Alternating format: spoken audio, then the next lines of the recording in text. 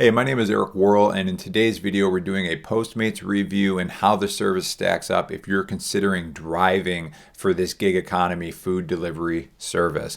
What we're going to be talking about is how it stacks up compared to, Postmates versus like Uber Eats, DoorDash, Grubhub, and all those other services that you could potentially be driving for.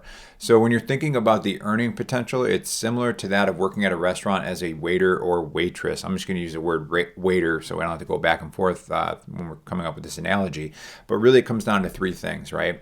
The first is how busy is it? So we're saying that in terms of the restaurant or the service Postmates itself. If you think about being a waiter and you're looking at different restaurants you'd want to serve at, well, you don't want to go into a restaurant that has no traffic, no tables turning over, because you're not going to make tips, you're not going to make money. Well, the same is true if you're comparing these different food delivery services, and I'm going to show you exactly how you can actually look that up in your market.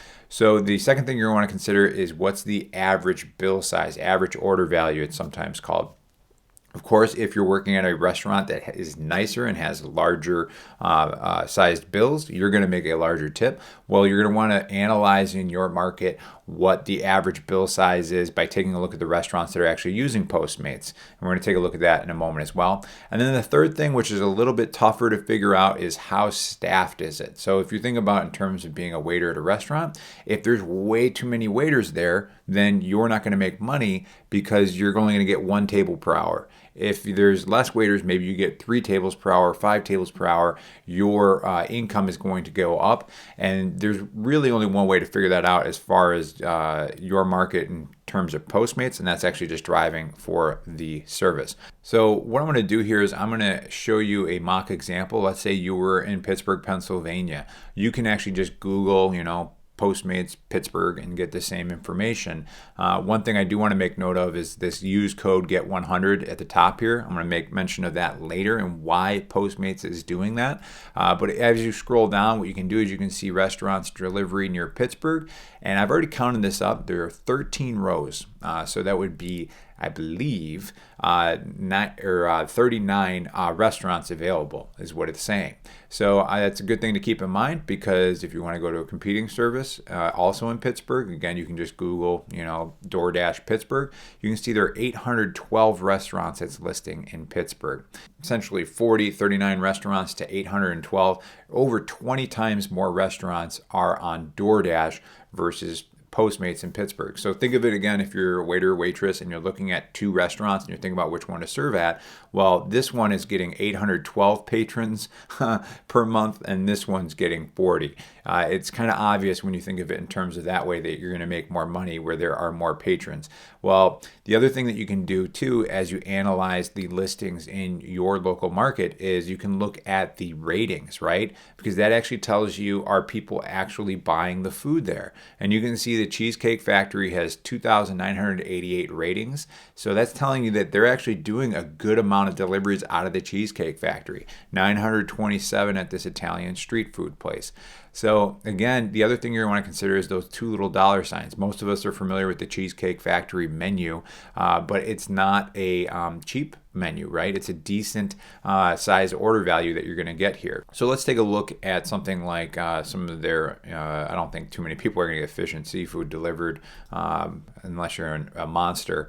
But if you're looking at steak and chops, there's the potential that somebody could even order a $30 steak from this place, versus if you're going over to Postmates in this particular example, we're looking at a pizza place, Five Guys, some dive bars. I think they even had some like McDonald's and Wendy's, which are, they're on all the services. But when you're seeing fast food like that, your average order value is not going to be that great. So unfortunately, what you're going to find in this particular market is that Postmates is not going to pay you quite as well. So what I've done here is just kind of a hypothetical scenario of the things you're going to want to consider when you're talking about the income you're going to make on driving for Postmates versus a service like DoorDash in Pittsburgh. Again, this is Pittsburgh. You need to do an analysis of your own market. The cost of your average meal or delivery, let's say it's hypothetically $49 on DoorDash versus $38 in Postmates. let's assume a 15% tip on both services and a payment of $735 versus $570. So also, let's consider how many deliveries you're going to do per hour. Let's assume there's not as much competition driving for Postmates compared to DoorDash, but you're also going to have less deliveries because there's less businesses using that service. So let's assume 3 deliveries per hour on DoorDash versus 2 on Postmates. Your total hourly pay then would work out to $22.05 versus $11.40.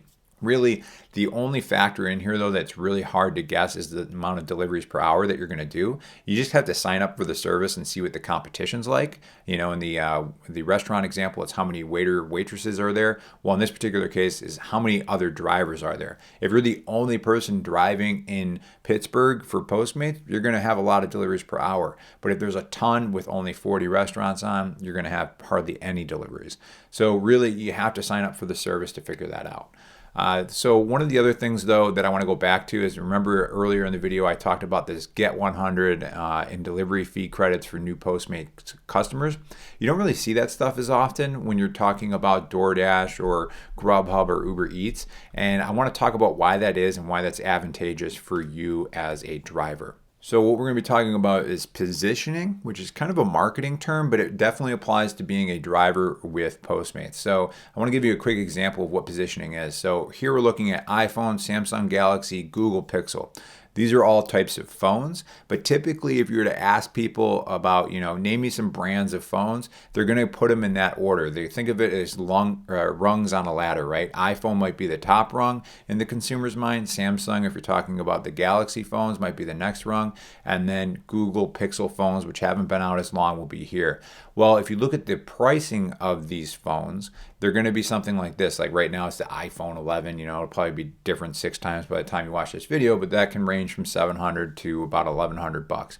Samsung Galaxies right now about $750 to $1,299, and the Google Pixel phones are $400 to $480 essentially. Now, the reason that Google prices their phone lower is because they cannot charge iPhone and Samsung pricing because they are the third brand in the consumer's mind. They're trying to really break into the market where there's these established players. Now, let's take this example and look at it as far as why Postmates may pay more in your market. So when it comes to positioning, it plays a large role. In Postmates, it's probably on the 4th rung of the ladder when it comes to food delivery services in the gig economy. So what we're looking at right here is a tool called Ahrefs, which is an SEO tool, which essentially allows you to see how many people are searching keywords on Google. Now, if we zoom in, you can see Uber Eats driver, that is searched 47,000 times a month. Grubhub driver is searched 37,000 times a month. DoorDash driver, 31,000, and Postmates driver is searched 16,000 times per month. So what that equates to is the actual consumer's mind of people thinking about driving for one of these services probably looks like this going down the rungs of the ladder. So if you remember in the last example, we talked about the fact that Google Pixels have to price themselves lower. Well, what Postmates has to do, because they are kind of the 4th considered service for this gig economy drivers, is they have to actually pay more to get drivers onto their platform. They're also paying more to get consumers onto the platform. You see these $100 credits mentioned quite a bit if you're online for Postmates, but you don't really see that with the competing services. So what I have seen from different articles that I've read and people that I've talked to is that Postmates actually does offer a better cut of the meals itself. I know we talked about a 15% tip earlier in the video, but Postmates, from what I've read, also looking at Glassdoor, is that they do pay a higher hourly rate, but that's only going to come true for you if it's busy in your market. So what I suggest is checking out your marketplace and seeing how busy it is. If you do want to sign up to be a Postmates driver, I have a link in the description and pinned comment below, and I appreciate you using my link as it helps support my YouTube channel. Also at the end here, I have a video that compares the pay of all these services by using data that's collected through Glassdoor. And I also will have a video on how Postmates works and what's in the bag here when you start driving for them and exactly how the app works. All right, good luck and take care.